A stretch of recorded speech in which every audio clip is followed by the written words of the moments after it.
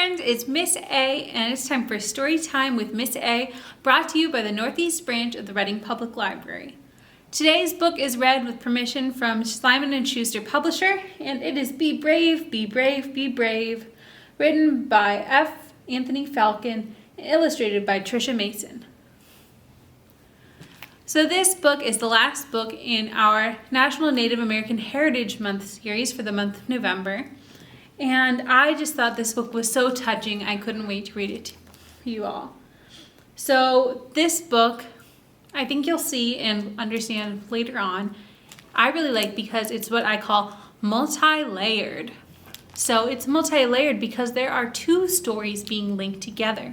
The story functions on two levels. So on one level, it is the story of a child being born, the author's child, and how he and his wife had to be very brave.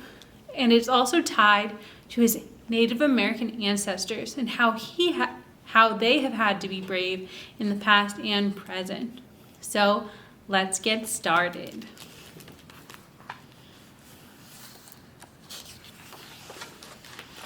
Let's be brave, be brave, be brave. And before we start, what does it mean to be brave? What does bravery mean? It means facing our fears, being courageous. So we do things even if we're afraid, if we know they're the right thing or we have to do them in order to get a good result in something. So yes, we're going to be brave, be brave, be brave. Can you all say that? Be brave, be brave, be brave. And now our story begins. And we see the author and his wife.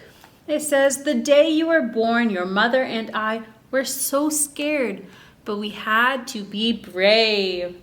Your mother labored for many hours to bring you into this world, and she was so brave."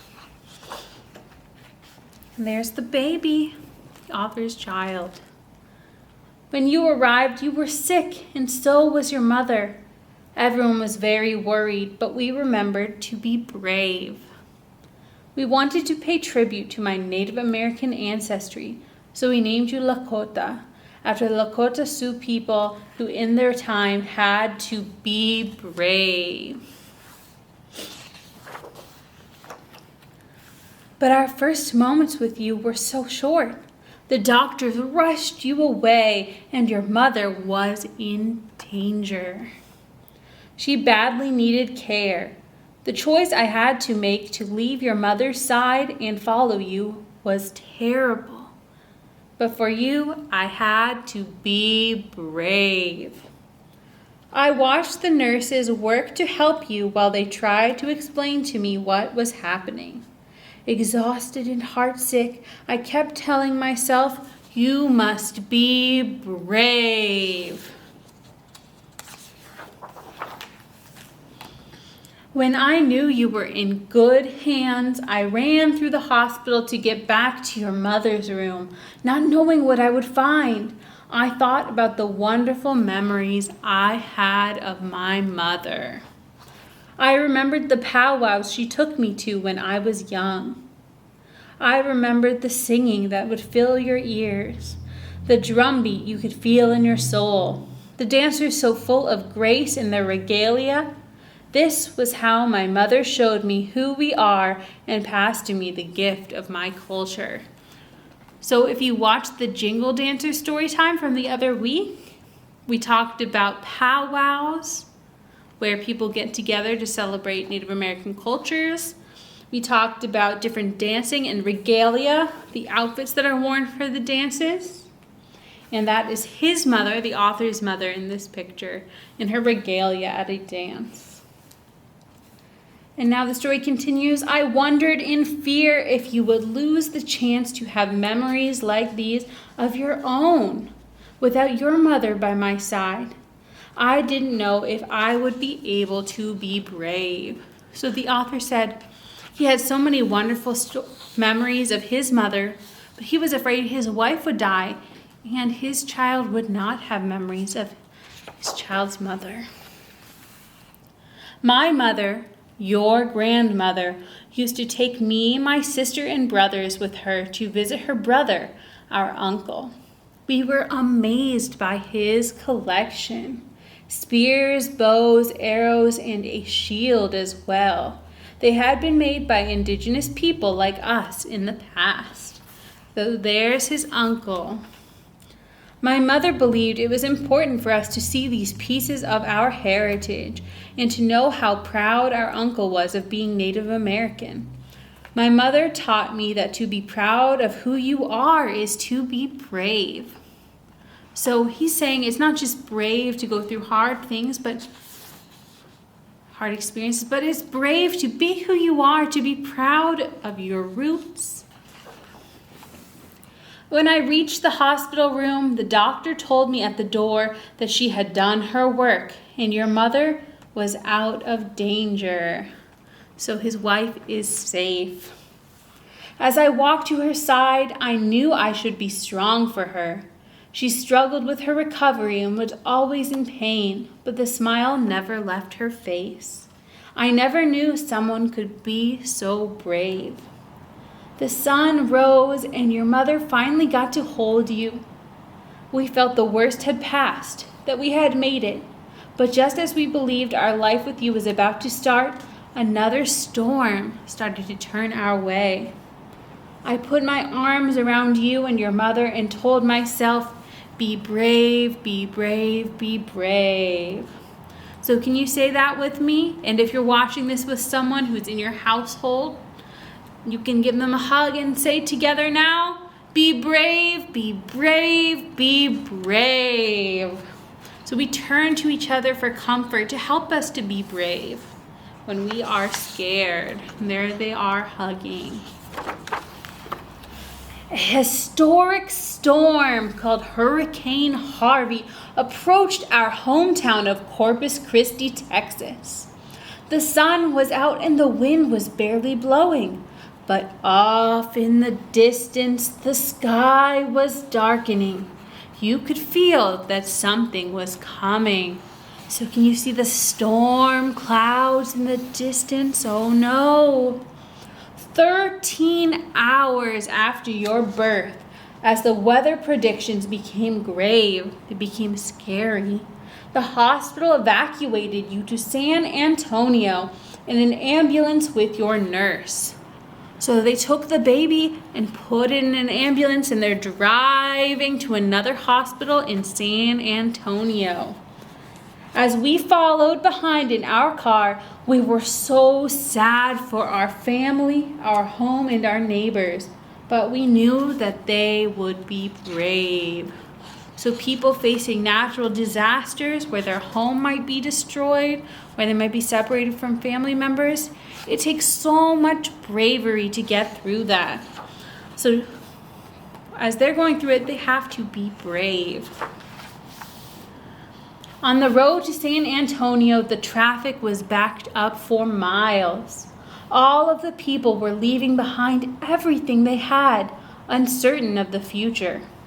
As our native ancestors were forced to leave their homes by strangers who claimed it for their own, we were also on a trip we didn't want to make, unsure if we'd be able to return. That they found the courage and strength to endure their struggle helped me understand what it means to be brave. So when we did our fry bread story time, we talked about the forced removal of indigenous peoples from North America and the Trail of Tears, where in order for her settlers in what's now the United States to move onto their land, they forced away the indigenous peoples who were already living there. And it takes bravery to keep living and surviving and thriving when things like that happen to you. Have you ever had something really difficult and sad happen in your life or your family's life? If you're still here, that means you are very brave.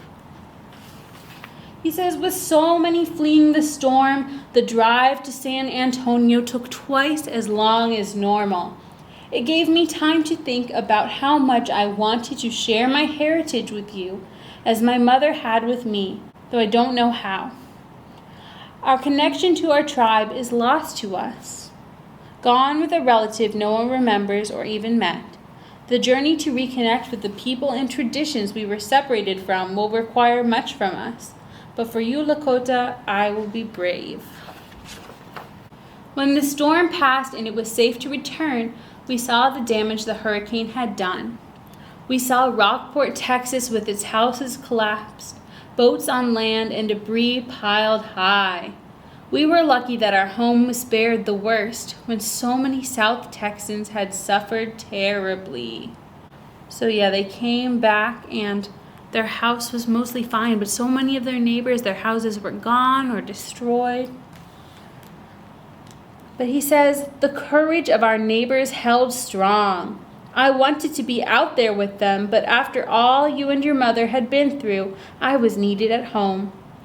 Our friends delivered tank after tank of fresh water to the towns of Port Aransas, Rockport, and Aransas Pass for days, as the families there were without even clean water to drink.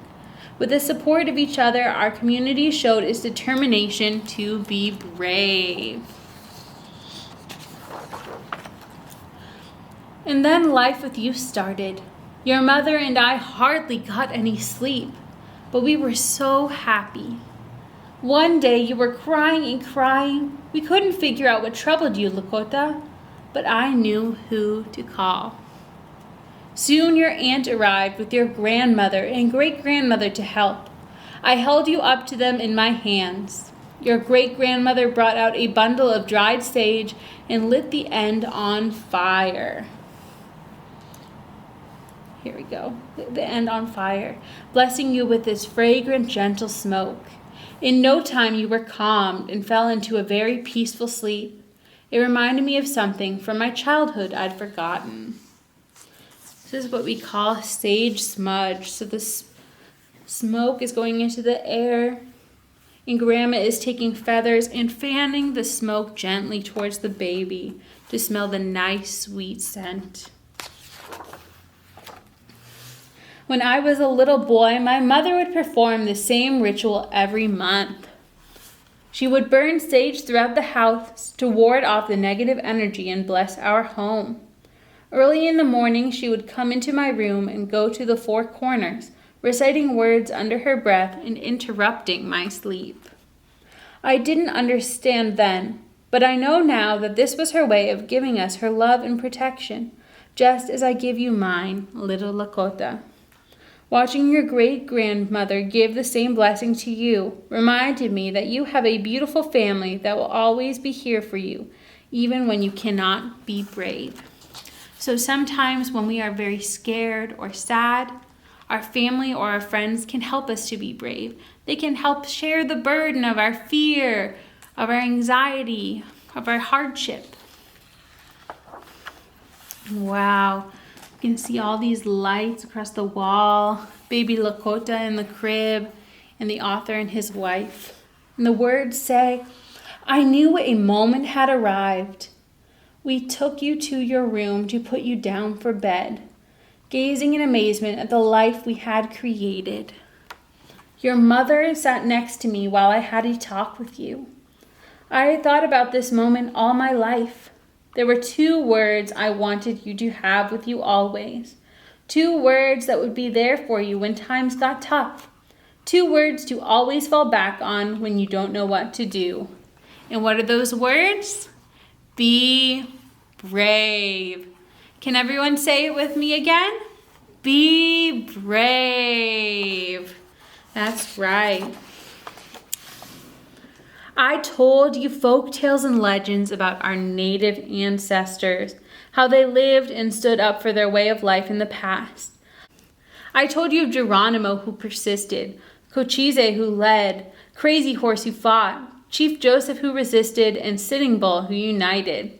Each from different tribes, but joined by the adversity they faced. To protect their people and their tradition, they made very hard decisions. Sometimes to do the right thing, you have to be brave. So these aren't members of just Lakota tribes. These are different famous Indigenous leaders from all different tribes in the past. And it's important to recognize that Indigenous peoples weren't just brave in the past, they continue to be brave by keeping their own cultural traditions and ways of life alive in all their different sovereign lands across North America. And then I told you what my own life has taught me. Embracing a culture and heritage whose traditions are unknown to most of the people you meet will call for you to be brave.